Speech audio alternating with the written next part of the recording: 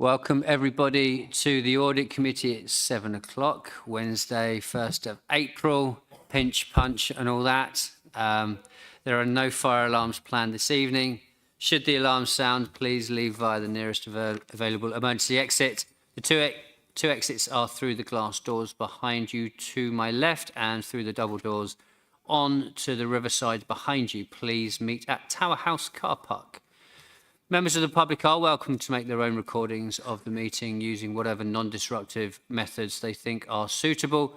I'd like to remind everyone present that this meeting is being filmed and made available to view in live and archive form via the Council's website. If you are seated in the public gallery, it's possible that the camera may capture your image.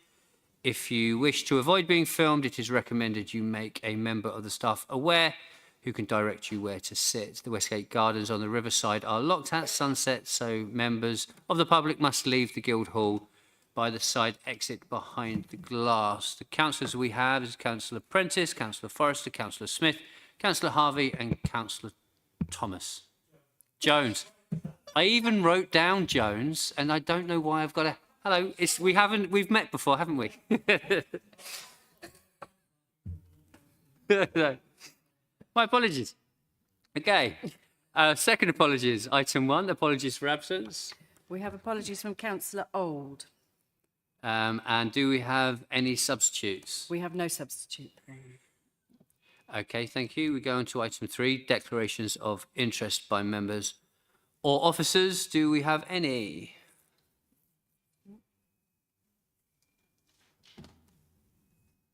Yes, Chair, I am Director on the board for Kanenko. Okay, thank you. And nothing else from the floor. Item 4, minutes of the meeting held on the 21st of January 2026. Can we agree these minutes are a true record by general assent? Thank you. Item 5, public participation. I believe we do not have any. No songs or dances. Item 6, let's move on to Grant Thornton, External Audit Plan 2526. This is to note the report of Nikki Mills, the Director of Finance and Procurement. We have Officers Nikki Mills and Cheryl Ireland, and I'm going to ask Una Pithuru and Paul Dossett from Grant Thornton to introduce the plan, please. Good evening, everyone. I'll be presenting the audit plan for today. We are pleased to present the external audit plan to the committee members. And we would like to draw the members' attention to the statutory deadlines for the completion of the audits. And the statutory deadline for the current year, 25-26 audit is 31st Jan 2027. And from next year onwards, it's been accelerated to 30th November. So to ensure that we meet this accelerated time frame, we have set an internal deadline for the current year, that is 30th November. And this has been informed to the management and Section 151 officer as well. And we are working collaboratively together to achieve this deadline of 30th November for the current year. And the significant risk, these are detailed on pages 22 to 27 of the pack. These are consistent from the prior year, and this includes management override of controls, valuation of land and buildings, valuation of council dwellings, and valuation of net pension liability. And the headline materiality for the current year is 3.58 million, and this has been detailed further within the page 31 of the pack. And we have also completed risk assessment and planning work with regards to the VFM. As part of the planning work, we have actually evaluated or assessed the social housing regulatory reports, housing ombudsman report, and the internal findings report. And all of it indicates a concern around the council housing stock, especially around the outdated stock data and also the failure to demonstrate that the council houses are meeting or the decent home standard. But at the planning stage, we have not identified this as a risk of significant weaknesses, but our focus or attention is going to be on this, and we will monitor the developments on this area, and we will inform if any issues arises on. And the audit fee for the current year is 186, and this has been detailed on page 44 of the pack. And I would like to pause here for any questions. Thank you. I'll invite Nikki or Cheryl to add any additional comments. Thank you, Chair. I was just going to say that we welcome the earlier deadlines, and as councillors will be aware, you wouldn't normally see the audited statement of accounts until January-ish time, so it's bringing it forward. So it helps with the timeline for yourselves. It's a bit more relevant, but also for us, we have been for the last few years since COVID probably, all the timelines have overlapped. So the years, we're still working on a previous year while we're working in the current year and the next year. So this helps to sort of get back to the timeline we used to have. So it's something that we are welcoming as well. Thank you. And now I will open up the item for discussion and questions. Councillor Forrester.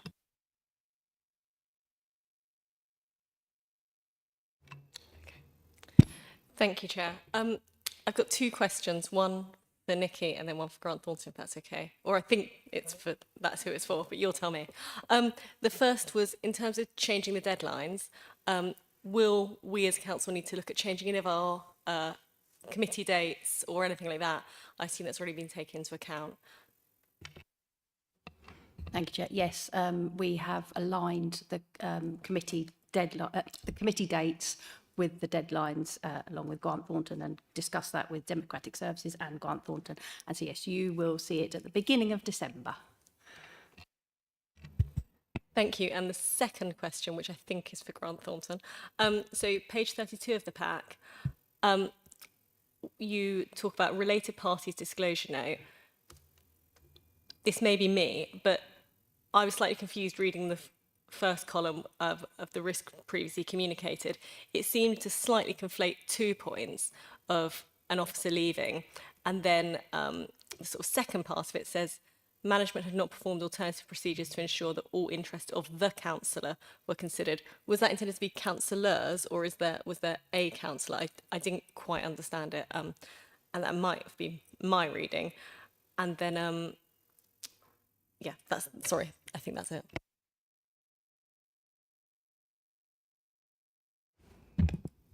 Thank you, Councillor. Yeah, I think that's. I don't know the detail of this, and maybe Cheryl might be able to help. But I think there were some issues with officers in terms, which is what the first bit about. But I think there then was an issue about the interest of one councillor. I think it was one councillor, and we make the point about the Company's House search. So I think they are two different things, but.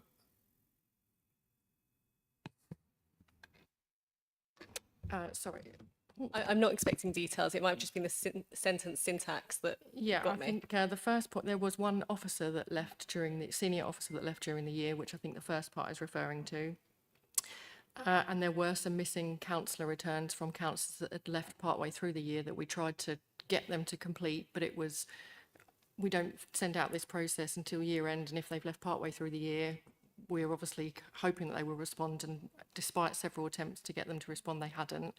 I have to admit, I'm not sure of the detail around the Company's House, because I think this came up while I was on leave, so I can go back and find the details, but we have strengthened the process and sent the returns out again this year, so hopefully that should be satisfied.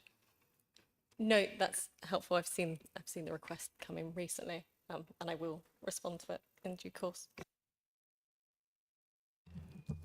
Any further questions? Councillor Jones. Could be Councillor Thomas. That's not a problem. Once just a comment and just a couple of questions. The first comment is on, I would like to make it on page 26, significant risks which are identified. It's really good to hear that we have that you recognise we have a good culture and ethical framework within our particular council, as long as others which find fraud as unacceptable at any level, and you don't consider here to be a significant risk. So that's a comment I want to make, that's really good to hear. On page, if I can work the technology, I did make notes, but I'm trying to be good. I always ask a silly question, one that probably everybody understands and I don't. And on page 31, our approach to materiality, where it says trivial matters, and you've got two figures. One says 188,500 and the other's 179. What do they consist of? I mean, there's obviously a difference between those two figures, but what are they an accumulative figure of basically trivial matters? Triviality in auditing terms is defined as an error below which we would not, if we found as part of our audit procedures, we would report to management. So if, for example, we found an invoice for £10,000 that had been accounted for in 25/6, but should be in 26/7, we'd report that to management. But if that was the only thing we found, we wouldn't report it to you as those charged with governance. So anything below that does get raised with management, but doesn't get reported to you. And the reason that's important is there will be matters above triviality that are reported to you, which management will either choose to adjust the accounts for or choose not to adjust the accounts for. And the expectation is that those charged with governance either agree or disagree with management's decisions on those things. I mean, we would normally obviously have discussed all of those things with management, so those sorts of disputes don't happen very often. But if, for example, management, we identified an error for £1 million, which is below, above trivial, but below materiality, management could say, we're not changing that, it's too tricky or too difficult, and we would still have to give an unqualified opinion because it's below materiality. And so the trivial comes in just so that we don't bombard the report would be 100, it's long enough as it is, it'd be 100 pages long if we included every single minor thing. So that's what the purpose of it is. And the figures are different in all of this because one includes the group, and the other includes just the council materiality. And under auditing standards, the council materiality can't, although the council is effectively most of the group, you have to have a slightly higher figure for the group to the single entity. So that's why the figures are slightly different. Would you like to come back? Yes, thank you. That's brilliant. That explains that to me. I mean, you probably already knew that, but or you guys did. I had no idea about that. That makes complete sense now. And the last thing was on page 36, the progress against year's audit recommendations, errors within lease workings, and you picked out a few errors, saying that on one particular section there was a lack of evidence to be able to determine what the error was. I just wondered what evidence would you have needed, but going on from that, saying that there's obviously you've had discussions to put things in place, that the council has now acquired a new asset management system, which it's running to help distinguish between new leases and different types of leases. So with that new system in place, my question is really, I'll get there in the end, sorry, will that sort this problem of not being able to get enough evidence? This will give you the evidence by using that system. Thank you. Thank you. Thank you. Thank you. Yeah. So obviously the context of this was the introduction of IFRS 16, the new leasing standard, into local authority accounts in 24/5, which meant that councils had to account on balance sheet for a whole range of arrangements that previously would not have been on the balance sheet. And we did some very detailed work on assessing how the council had ensured the completeness of all those arrangements, because some of them would be leases, some of them would be right of use of particular buildings or equipment. There's whole peppercorn leases, all sorts of things. And the good news is that even despite these sort of errors or small minor things missing, we were able to reach a satisfactory position on the introduction of a new standard as a whole, which allowed us to give an unqualified opinion. Now that is actually was some positive achievement, because lots of councils have really struggled with this, and it's particularly problematic. Even for, I mean, obviously larger councils definitely struggle with it, a lot of them, And for district councils, for those who have sort of temporary accommodation arrangements, in some cases, councils will have literally 70, 80, 100 leases of these, because it's really quite complicated. But so I think what we're saying here is that there was a few sort of flaws in the system of gathering that information and supporting evidence, but we got comfort with the totality of the evidence for it not to have an impact. But the new system hopefully will give us an opportunity to sort of give that a cleaner bill of health in 25/6. Thank you for that, Councillor Smith. Thank you, Chair. I think I'm probably going to go over the ground of one of my fellow councillors on a couple of these, but start off with the backstop. Obviously, you've got a timeline for years for the publication of accounts on the 30th of November 2028. That's post the unitary structure. So I was wondering if there's facility to give a kind of interim before Canterbury City Council ceases to exist in March, end of March of that year, which would perhaps be helpful, I think, going forwards into the unitary. And then I've got a couple of other points, if you don't mind. I'll just run through them all if you go. Hopefully your memories. I'll pick up that one first. So obviously that is an absolutely key question, is what happens to the last year of Canterbury City Council's accounts, because the new unitary will be created. The deadline is obviously by then a fixed 30th of November. So for this council, we'll go into whatever format is decided by government. There is an expectation that the new unitary authority that absorbs Canterbury City Council prepares those accounts and presents those accounts to the new audit committee in the same way as normal. So there would be an expectation that the new unitary that covered Canterbury, however many bodies that was made up of, would bring all of those sets of accounts and all of those auditor opinions to that meeting in before the 30th of November. I mean, it produced all the accounts by the 30th of June, and then the audit would have to be done by the 30th of November.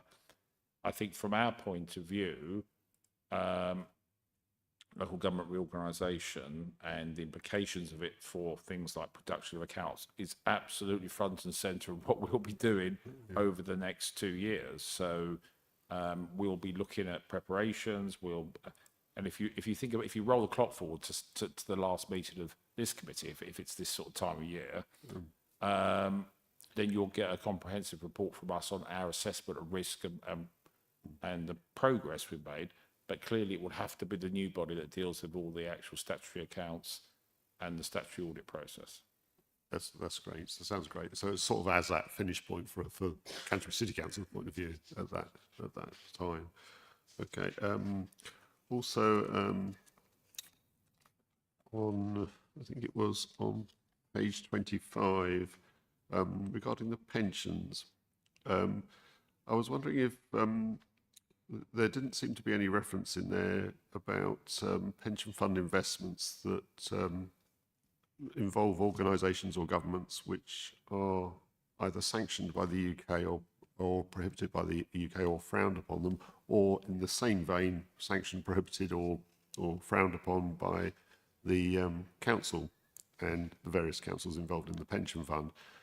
So this kind of offers an issue in discussion every now and again, and it may be worthwhile to have a check of who those pension funds invest in, so that anything that's flagged as being something that is relevant or to an issue that has been raised in the council, I think particularly this has cropped up with Israeli companies, I think, but it's also cropped up in previous times with other regimes, probably with Iran nowadays and as well. But there are some which obviously are governmentally sanctioned, some which are not, and because there's that kind of slight divergence, it might be helpful to have that double check at that point as a sort of overview, if you like. Do one question at a time. So thank you, Councillor. So obviously that is dealt with by the auditor of the County Council Pension Fund, because that is part of that process is reporting on the investments and reporting on the liabilities. And then the way that works is that each of the admitted bodies have have a stake in that pension fund. So the bits that we're auditing at Canterbury are the numbers that are passed through effectively from the pension fund. So it wouldn't be an issue necessarily for us as the Canterbury City Council auditors, because it's one step removed. In terms of the rules and regulations about what county councils and pension funds can invest in, that is covered by a whole series of regulations. If we identify as part of our work that any pension fund was engaging in investments with sanctioned bodies, which one would like to think that officers and members of the pension fund committee would pick up before auditors ever got anywhere near it, that would be something we would consider. But I don't think it's directly relevant to this particular audit. Thank you. Do you have another question, Councillor Smith? I do, thank you, yes. Thank you for that answer, by the way. On page 29, regarding Partnership 1 Limited, as their own auditor, we have a not applicable auditor yet to be appointed. I take it you were not aware of, and that's not changed at the current position. When this report was run, there was no awareness of any auditor being appointed for Partnership 1. But just to confirm that that wasn't an update that could be provided. Okay. And then on page 31, I think one of my colleagues raised about the materiality level, where you have the minor materiality level, the lower materiality level of below £20,000 recorded there. I take it that's not recorded at all, because what I would hope is that you would have a minor, just have a note that there is a minor variation, just for public scrutiny in terms of that you've made people aware that there is that slight discrepancy, but it's within the minor category at that point. So the 20,000 is particular because that disclosure includes obviously officers and members' pay and things like that. So that we have a different materiality to that applied to that, because obviously if our material, given our overall materiality is sort of 3 million, clearly the chief executive's remuneration is never going to be 3 million wrong in terms of the accounts, clearly.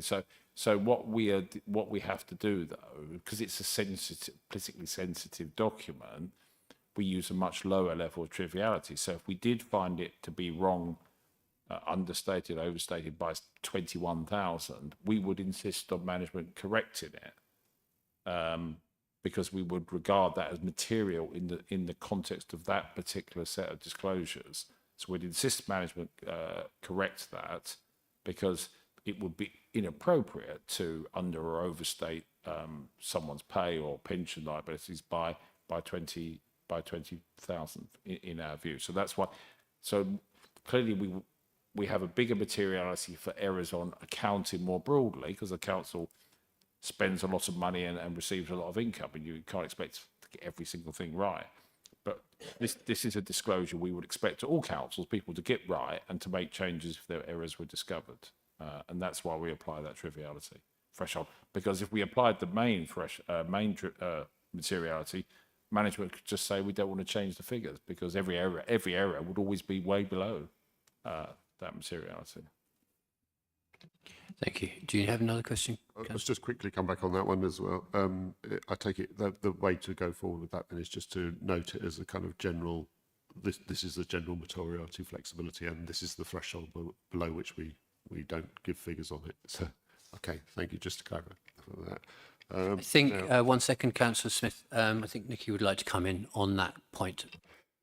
It was just to give some overall reassurance that throughout the audit process, which can be a couple of months period of time, that the majority of any errors or omissions or anything like that, we do change and amend. It's only if it's something literally very last minute that is so complicated, or I can't even think of many examples, but 95% of any errors or omissions that are found, we look into, we review it all, and then we correct it so that the final audited statement of accounts is the fully correct version. So the majority of them are amended. And do you have another one, Councillor Smith?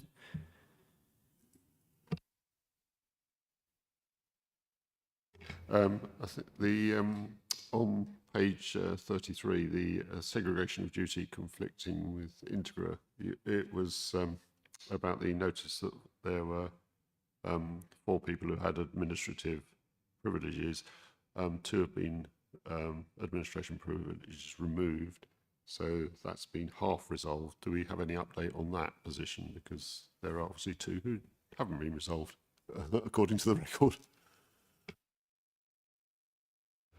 Yep, I can give you an update that because we're such a small team and there's so many different roles that we have to cover in finance, and we've got only one person in the systems team that has access to everything, that he is just the systems person.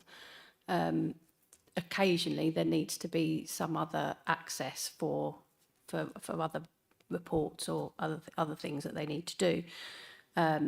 We've put in extra processes and checks to make sure that they're not doing anything that they're not allowed to do, because they have that different access to the rest of the accountants. So and also Grant Thornton come along, and also they double check all of that as well. But we've put in the processes to make sure that they don't. We've trained them, and so it's clear that they're not allowed. They're only allowed to do what they're allowed to do. They don't have access to everything and can't change everything. But it's only on one area, which is doing journals, I believe. So we've got extra checks to make sure that they're covered, and it's to protect themselves as well as to protect the council, so that there's no undue issues there as well. Thank you very much. That's very reassuring. And then finally, if I could do on page 37, on the IT application with Integra, the planned IT level audit assessment. So the final point was, we do not plan to test the operating effectiveness of the ITGCs. Why not? That seems really weird.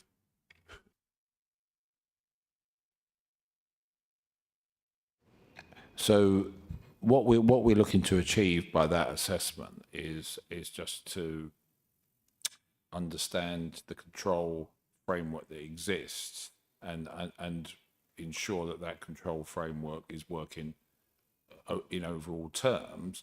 We don't test its effectiveness because we have other audit procedures that we carry out, other substantive tests that will identify errors and concerns. So testing the effectiveness from an external audit point of view might provide further additional assurance, but it doesn't replace substantive testing of transactions that we'd have to do anyway. We need to understand in big picture terms that the IT systems are working, and we have an IT team that periodically looks at that, and in the years they don't look at it, they give us a sort of a set of checklist effectively to run through. But testing the effectiveness would be I'm not saying it's your internal audit's function to do that, but it's more of an internal audit type of function that rather than an external audit function. And perhaps it would be a worthwhile thing to recommend that there is an internal form of some kind. It's up to the internal organisations to do it. Sorry, it may perhaps be sensible to recommend that there is an internal test of the effectiveness at that point then, and then it's something that can be checked in the next audit around, basically.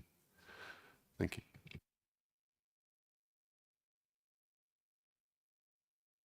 Okay, thank you, Councillor Smith.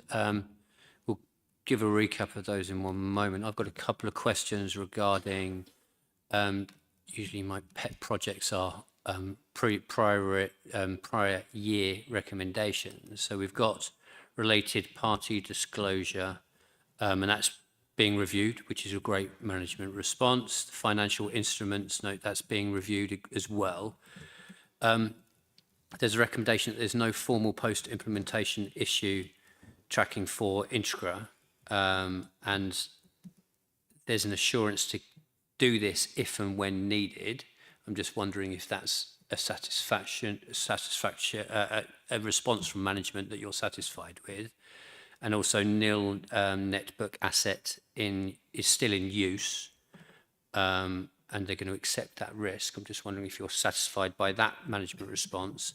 And garage valuation assumptions, the management response is there's not a material, it's not material to the processes, so they're not going to change that approach. So I'm just wondering if you're satisfied of those. You can answer on block that you are satisfied with those responses, and the risk is appetite and the risk is being absorbed, and you're satisfied with that. So I think my overall view is, I mean, we carry out our testing, we identify issues and things that aren't right in our view. I think we're satisfied in this particular case that there's no risk of material misstatement, and therefore that yes, there's risk of error if management don't do these things, but there's no risk of material misstatement, and therefore we would prefer management did make these changes, but we can't. It's not a matter of material significance. Thank you for that. I've seen a lot of external audits in my time on the different audit committees, and when I look at value for money, when there's the financial sustainability, which is amber, governance, which is green, and efficiency, etc., that's green. I'm finding that's quite rare, so it is welcomed to see that the council is getting on top of that, because I mean, on some printers, the red ink is running out because there's glaring red signs all over. So I think that is welcomed. Thank you for your questions. I'll just recap that there's questions on the backstop in reference to LGR and accounts going to new unitaries to scrutinise. Deadline changes aligning with committee dates. There was a question on risk with a senior officer leaving and councillor returns, and that was a timing issue. Triviality and materiality, prior year's recommendations. Now, did you want to run through that recommendation that you said, Councillor Smith? About the £20,000 materiality threshold was just to recommend that if there is... What words would you like to be in the minutes for what you are going to be recommending? And then we can put that in the minutes and we can discuss that if we would like to recommend that. So if you could give me the exact words that you'd like to recommend, please.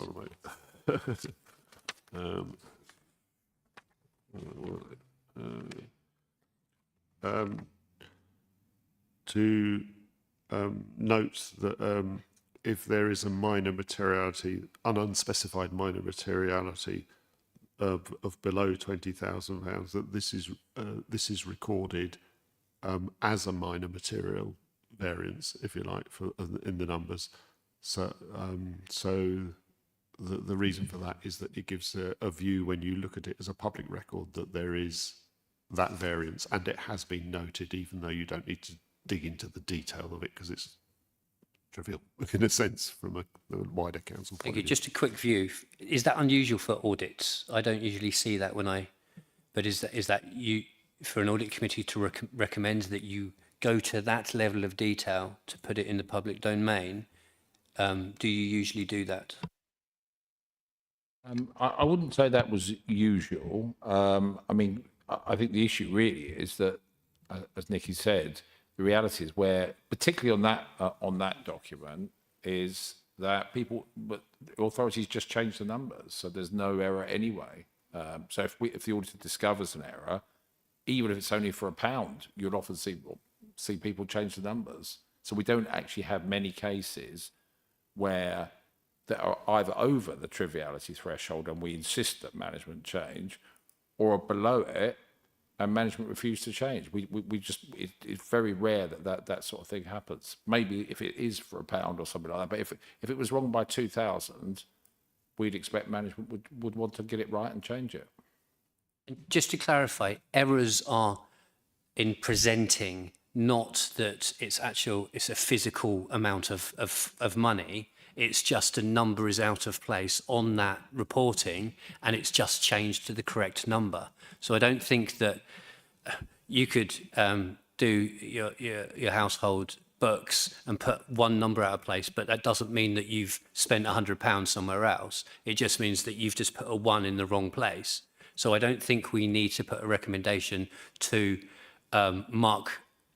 extra marking of a homework, but maybe there needs to be a piece on what an error actually means, so we can have the background to understand what that actually is. I would be fine with that. I mean, it's just in a sense, it's just a general note that if I mean, this is likely to crop up every single account. As you say, there will be variance in the figures or the errors that crop in. But if one is clearly discovered, then just having a footnote that it is there and it falls in the minor variance category and that is defined. So I'd be happy with that, totally happy with that. Okay, thank you. So something coming forward later on, a line on what an error actually means. Okay, so this is to note, and can we do that by general assent? Yep. Agreed?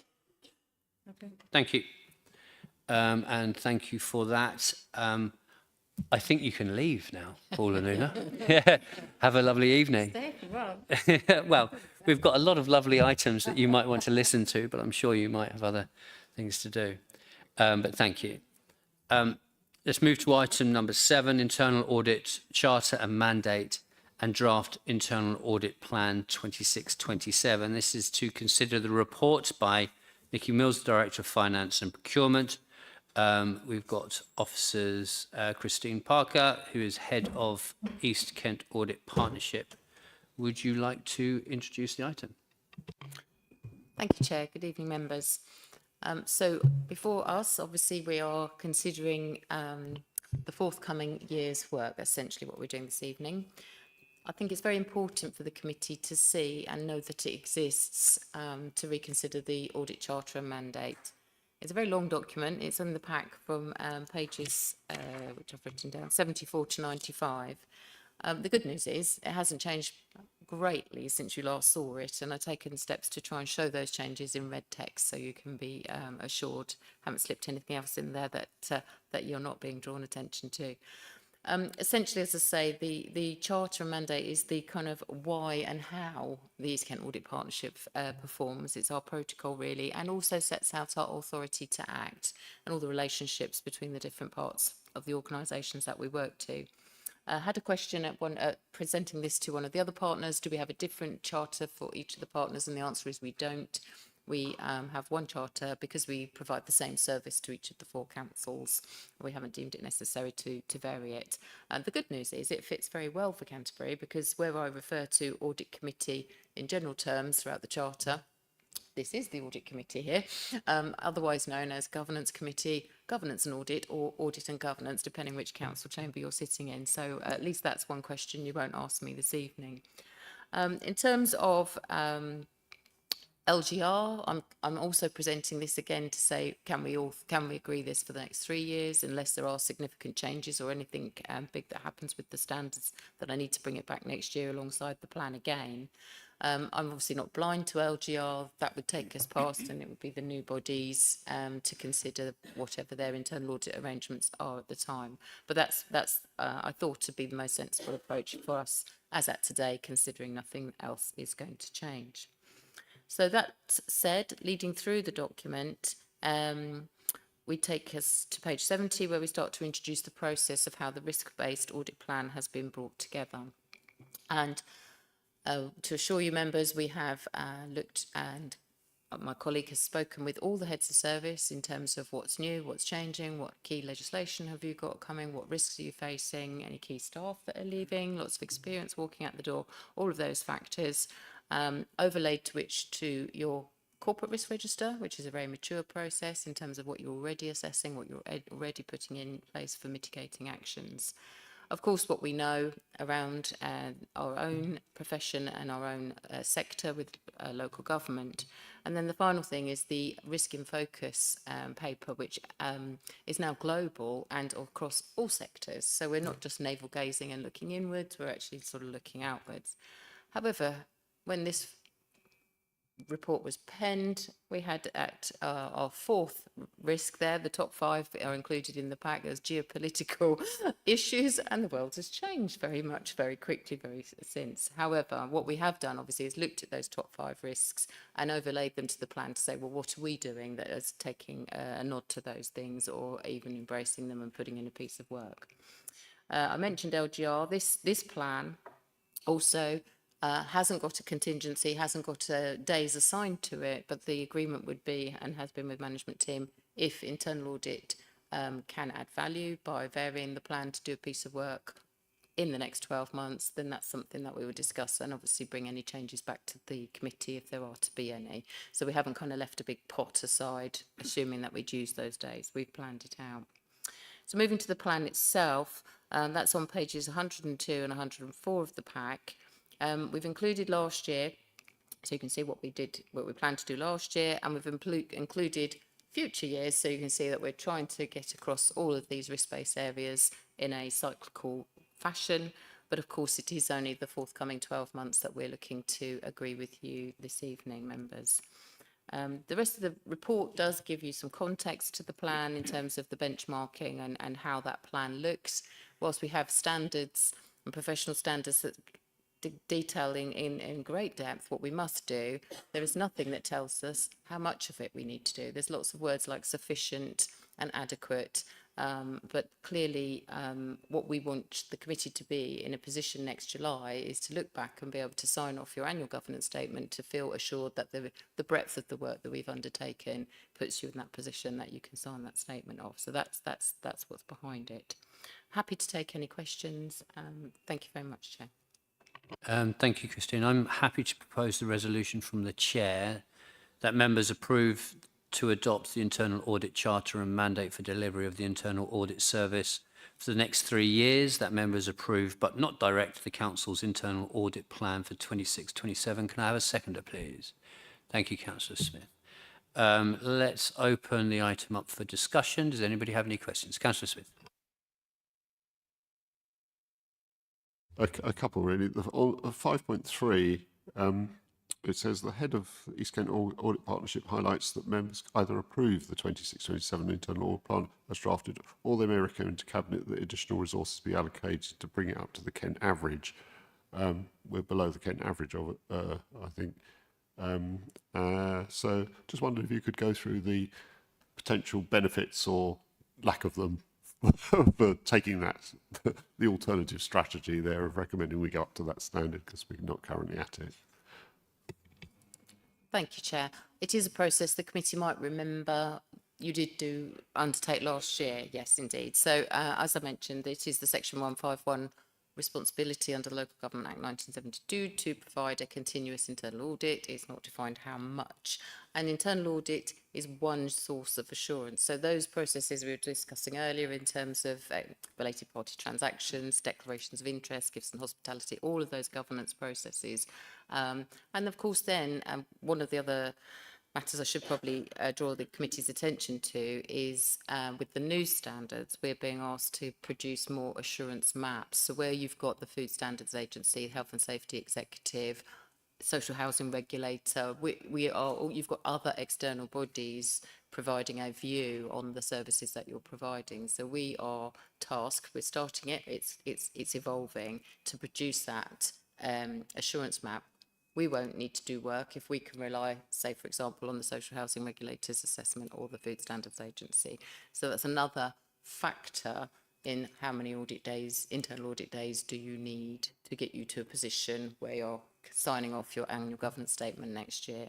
And of course, this year, I'm sure your monitoring officer can confirm there's a slightly more prescribed process for the AGS as well. So there'll be, which you started last year, a slightly different layout perhaps that shows members that process that you're going through, moving away from the local code of corporate governance, the original one back in the 90s. It's bringing that more, it's modernising that approach. So I think members, yeah, you're giving a lot of information here. That's there for context. You need to know, but also in the paragraphs that follow, I do commend the audit plan to you and say we should be able to get you to that position with these days available. Thank you. Thank you very much. I would also ask, as a part of it, when it's presented, that the GIAS, the Global Internal Audit Standards, be identified as a new term. Obviously, it's a new standard that's being met to in this. So it'd be quite helpful to people reading it to actually have that clearly identified as. I had to read through several pages before I could find it when I was looking through to define the acronym. Thank you. Thank you. Do we have any further questions? When I read this, I've just put informative and the plan looks robust. So thank you for that. We need, just to recap, we just had a question on the Kent average, which we had previously, and it was deemed that the number of hours and audit days satisfactory. We need to take a recorded vote on this. Is that correct? So just to recap, we're going to be voting to propose the resolution from the chair that the members approve to adopt the internal audit charter and mandate for delivery of the internal audit service for the next 3 years, and that members approve but not direct the council's internal audit plan for 26-27.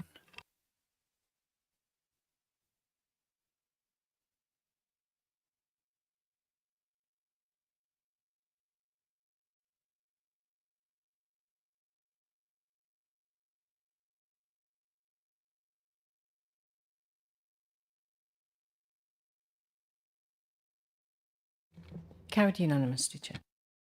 Success. Thank you, everybody. We will move on to item 8, East Kent Audit Partnership Internal Quarterly Audit Reports. That's page 105, 124 of your packs, and that's again to consider a report by the Director of Finance and Procurement. We have Officer Christopher Parker, Deputy Head of East Kent Audit Partnership. If you'd like to introduce the report, please. Thank you. Good evening. The report before you on page 105 is the regular internal audit update report that's been completed, showing the work that's been done since the last audit committee meeting. On page 108, this shows the summary of the completed work to date. There only being one main report this time for insurance, which has come out as a short, substantial assurance, which shows that there's no particular areas to concern the committee at this point. The main reason for only having the one main report is because we've only recently had a short time since the last audit committee meeting, which was in late January. But I can assure you that there's been work being undertaken that didn't quite make this report, and that includes work on payroll, food safety, Section 106s and community infrastructure levy, CCTV, supply chain ICT, and then 2 on partnership 1, which is business rates and governance reviews.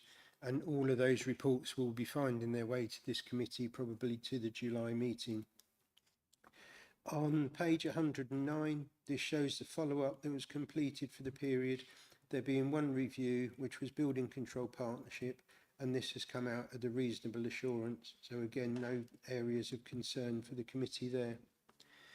On page 112, this shows the low-level assurance reviews that are to be followed up. And these include the areas of network security, rent arrears and fraud resilience. And these ones the follow-up work will be commencing very shortly on these to show that they will be coming back again to hopefully the July committee.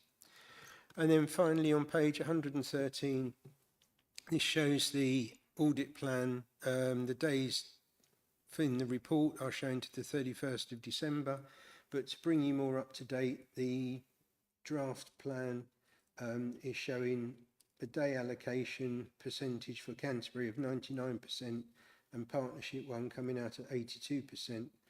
Overall, ECAP is coming out at 95% as the draft figures for the year. So they're the main points from this report, and we'd be pleased to take any questions you may have. Thank you. Thank you for that.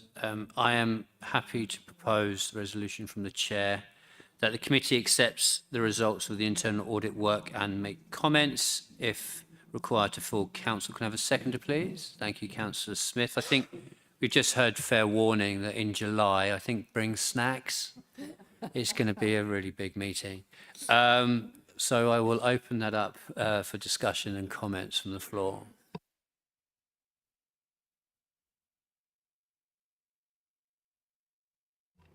I was just going to say that there was nobody, but you came to my rescue, Councillor Smith.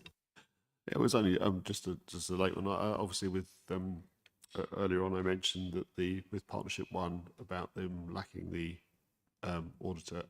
Is that something that comes under this remit with Partnership 1? You mentioned some shortfalls there, and you didn't mention it when you said. Thank you, Chair. Yes, the work that we cover for Partnership 1 is on, I'll give you to the page number now, it's in the update report right at the end. And also in the plan report, the preceding item, the areas that we're planning to cover for Partnership 1 are also included. So yes, page 115. The reason that is slightly under the number of days is that some of the audits have come in under budget, and one is just a work in progress at the year end. So that will get completed in the next 2 weeks into April to be completed, which is the Housing Benefit Subsidy Review. All the rest has been completed. Thank you. Thank you. I think previously I've been very critical of whenever an audit's been below reasonable or any assurance that was no assurance, obviously. And we've got here an insurance that's substantial, and we've got building control partnership, which is reasonable, and all recommendations have been completed, and that was a re-audit. So I'm reasonably happy. I might not be happy in July because a lot of audits are going to be coming there. So I think this is a waiting brief and watch this space. And previously I've also mentioned about questionnaires being completed, and now we've got 47% of questionnaires being completed. And I always think audits are worthwhile, and it's nice when officers agree with me. And now we've got 94% said that the audits were worthwhile. So I've put I am happy. So it's a waiting brief until next time. If we have no other comments, then I will just go over what we are proposing, that the committee accepts the results of the internal audit work and make comments if required to full council, and we need a recorded vote.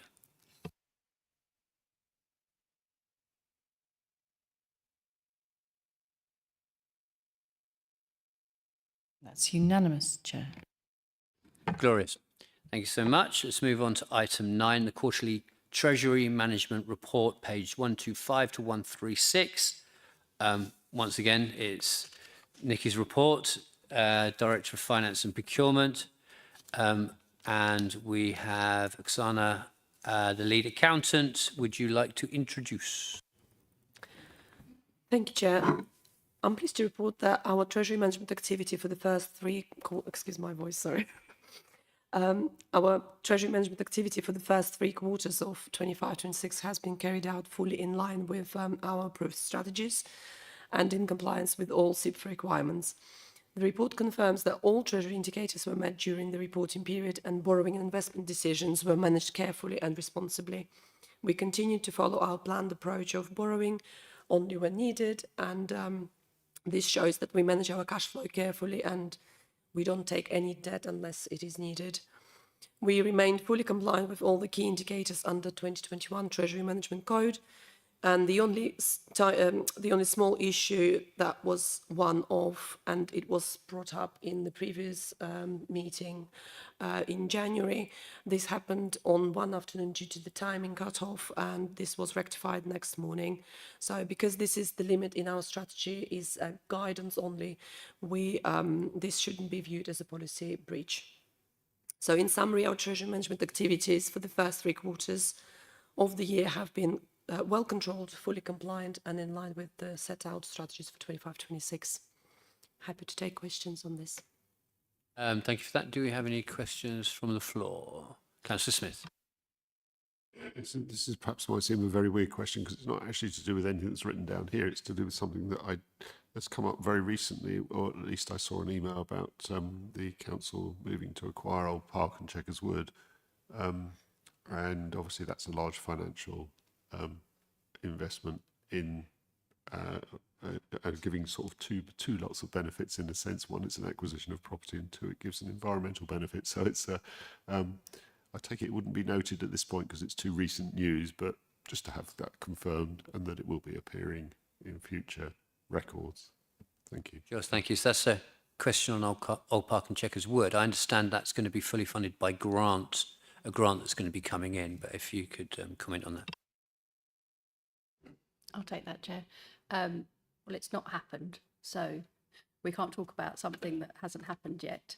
But we have got a grant available to do that purchase, and then that will be part of our accounts going forward if that does get accepted and happen. But at the moment, it's all in negotiations and going through. So watch this space, and it will be in the next report next year, probably, if it goes over the line. Maybe. Okay. I'm getting a blank look. I've got a couple of questions if there's nothing from the floor. It says that we've got loans with a local authority. Who's that?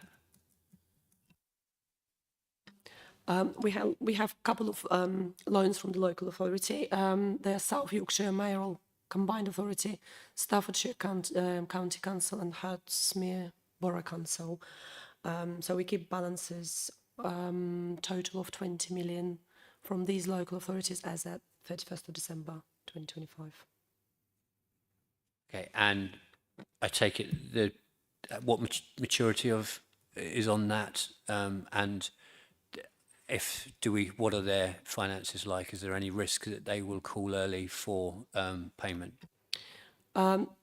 This is the borrowing. We are borrowing from them. These loans are all short-term loans, and they're fixed interest rate. Thank you. And I've got a question on Kent County Cricket Club.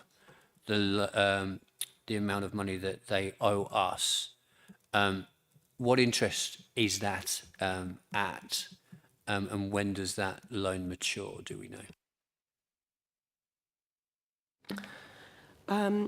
Yes, so the Kent County Cricket Club loan has just over 11 years of maturity, and the final repayment due will be May 2037. So we can confirm that they are fully up to date with their repayments, and the interest rate on that loan is 4.49%, which was the market rate at the time when the loan was agreed. And I think I had wider questions on who else owes us money. So maybe there's a piece on that, because I think not all the information is in there, and I think there's debts and there's loans, and they're two different things. So maybe if we're able to have a little bit of information on debts, what is owed to us, and the cumulative amount, because whether that's significant or not, which if we've got debts that are owed to us, which could be going into our budgets, and they could be funding something on frontline services, then it'll be interesting to know of those. Just one positive point, where it says that Whitefriars is bucking the national trend with returns from commercial properties, and obviously that's really good. So I'd like to thank the team involved with that, because obviously we see the issues that are happening to the high street, and if we're reversing that national trend in Canterbury, then that's a good thing. Thank you, Chair. And just on that note, that sorry, Oksana, I was just going to say that with Whitefriars as well, it's at 100% full capacity. That might not be fully open just yet, but there are people going into those empty spaces if there are empty now. But they're working on it. But it is fully let, so that's really positive for the site. Thank you. If we don't have any further questions, we can note that by general assent. Thank you. We will now move on to item 10. It's an update report on the Strategic Risk Register, page 137, page 160. I will ask Cheryl Islands to introduce the report. Thank you, Chair. Yes, this report provides an update on the Strategic Risk Register from the last time that the committee saw it in January. There have been changes to 3 of the risks, one being an increase from medium to high risk for the cyber incident, and then a reduction for the balance in the budget and housing assets maintenance and compliance risks, moving from high to medium risks. The 2 risks that remain high are local government reorganisation and relationships with trusts and other outside bodies. We're also proposing to remove 3 risks from the register next time round. 2 of those relating to workforce capacity and skills and shortage of building control officer risks, because they were one-off risks at the time which are no longer present. And the 3rd risk around operational assets compliance is proposed to be removed because there is now a system and resources in place to manage that risk. And so unless there is objection, we will remove those next time. And I'm happy to take questions. Thank you. Thank you for that. Do we have any questions from the floor on the risk register? Councillor Jones. Thank you, Chair. Not actually questions, an observation, and a thank you to our engineering team again for the river flooding, what they've stopped and helped all the local people regarding that. Liam and his team done a great job, as well of all the work he does down at the harbour and all the sluice cape work in this. We've had a lot of rain in the last winter, and you know, it's a lot of places across the country have been overwhelmed with flooding, and him and his team, for us, I think we should send them our thanks for making sure we kept a lot of properties safe for us. And it's a tough job. It's something you've got to, what happens down the River Stour comes upstream to up to 24, 48 hours of the management into that, and it's all at different levels. So yeah, fair play to them. I just want to say, it is always a risk, flooding. It's going to happen somewhere, but the team here at Canterbury should be proud of them that they're managing it, not just here, but along the coast as well, doing a sterling job. Thank you, Chair. Thank you for that. I think that'll be minuted. Councillor Forrester. Thank you, Chair. I had a couple. The first related to the workforce capacity and skills coming out. When you go to page 157 and the controls and mitigations, that says skills and training needs analysis is being conducted rather than has been conducted. So my question was, if that hasn't concluded, is it premature to take it out at this point, albeit you may be confident in what the outcome will be? I wonder if we should wait till that's concluded.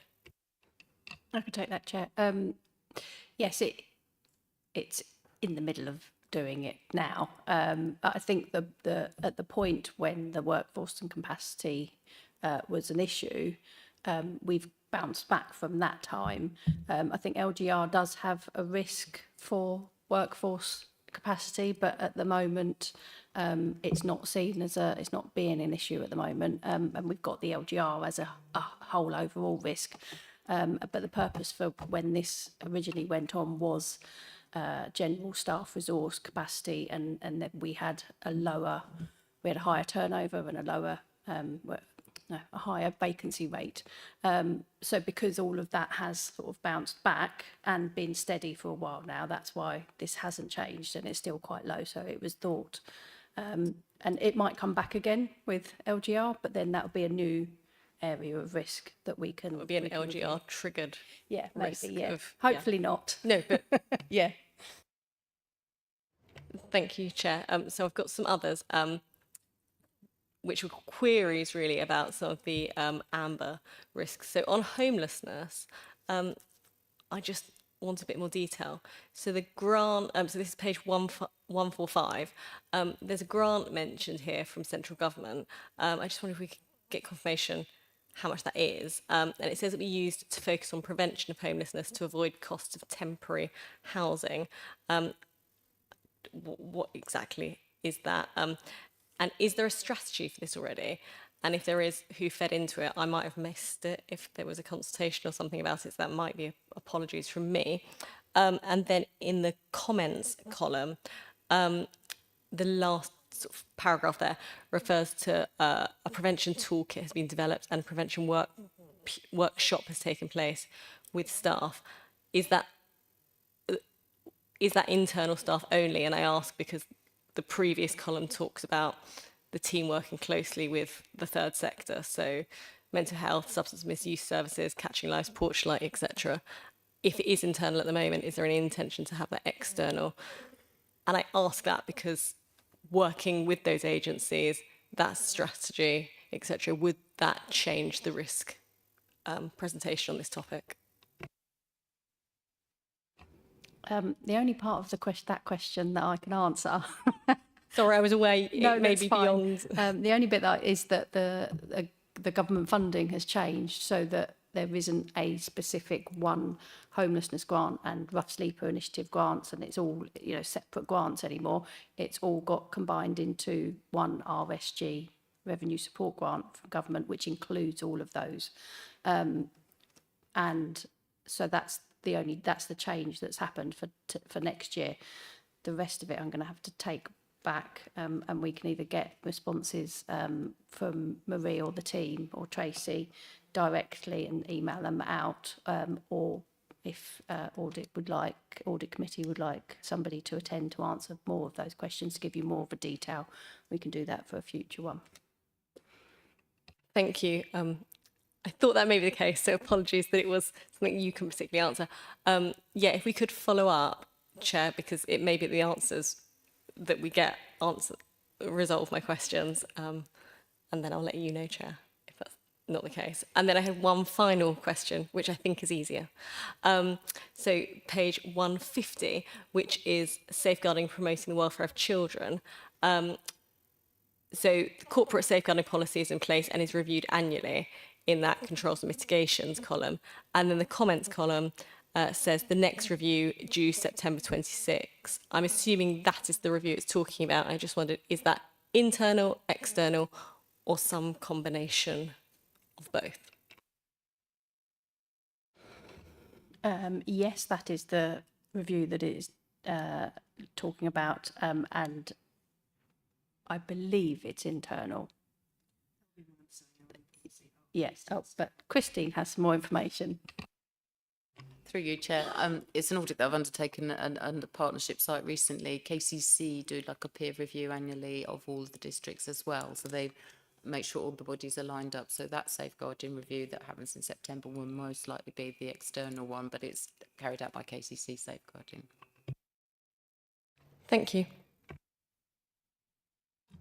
Councillor Smith. Thank you, Chair. I have to find my place now. Oh, where was I? Oh, yes, sorry.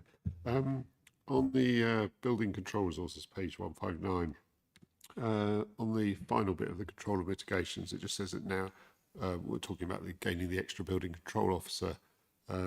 This now awaits internal agreement by CCC. Just an update to see if that's happened yet, because obviously building control is one of those areas that probably needs a lot of attention.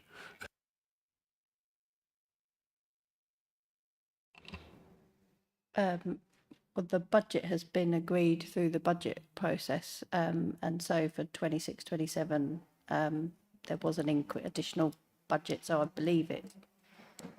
Don't know if there's another process to that thereafter, but I believe it has. So that is on top of this. It now awaits internal agreement by CCC. CCC's view is it has been agreed. Is that what you're saying? I don't know if it's your microphone, but I can't hear you very well. So if you're able to speak right into the microphone, then I can pick up what you're saying. Could I try sounding like a Harley as well? Yes, it was on the final paragraph where it says the budget increase to appoint an additional registered building inspector now awaits internal agreement with CCC. So I just want, the query is, has that been agreed with CCC? So, We'll take that back and double check. Do we have any further questions? I think, so we've obviously had a thank you for stopping Canterbury from flooding and the coast, which will be noted. I think we had a question on workforce skills and training, and that's in train being conducted. There's a question on homelessness risk and the grant funding and whether the workshops were internal or external. Next meeting, we've got a lot of audits coming, and there will be a housing officer there. So if we store that up, I'm sure we can ask that next time. Can I ask, can it be flagged for them ahead of next time so that I don't ask the question that there are answers to again? I think that'd be fair to the officer, if that's okay. And there's nods. And the one that you're going to bring back from Councillor Smith was regarding the approval for the finance of the building control officer. The additional. Can we have that by email? And is that okay? We'll get that answer by email. Perfectly fine. Yeah, it's just I want building control to work properly. Yeah. Thank you. So if there's nothing further from the floor, I think we can note this by general assent. Thank you. Thank you, everybody. We'll now move on to item 11, which is RIPA 2000 verbal report. It's the Powers Act 2000.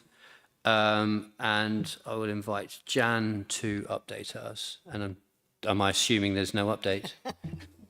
You're quite right. There's been no new cases, and just to put it into context, we've had no such cases since 2016, and we're not an outlier. That's similar across the board, that local authorities very infrequently use these powers now. This is a standing item. Would we like to discuss no update? Councillor Smith. Absolutely not. I think no Thank updates remain not. I think we, what do we do with this one? Nothing. Because We do nothing. Update. We listened to it and we enjoyed it. Thank you so much for the update. I wait with bated breath for that update every single time. So now we move on to item 12, and that this is a confidential paper. The agenda reflects the information that is in the public, available in the public domain, but the report is in a private session following the exclusion of press and public. Do we go into private and then you introduce the item, or it says I ask you to introduce it? In the public part, yes.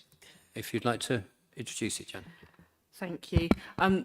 Obviously, I'm happy to answer any questions, but I think that would be appropriate when we decide to go into private session, and that's how we dealt with it last time. So I don't think I've got anything to add to that introduction. I'm happy to answer any questions later. Sure, and I didn't say item 12, Kanenko, update on procurement, page 161, 162. So I will propose and then seek a seconder to resolve that under section 100A4 of the Local Government Act 1972, the press and public be excluded from the meeting during consideration of the following items of business on the grounds that there will be disclosure of exempt information as defined in Part 1 of Schedule 12A of the Act of the Freedom of Information Act, or both. Seconder, please. Councillor Smith, can we have a general assent? Glorious. Thank you. And this way, thank you for listening, press and public.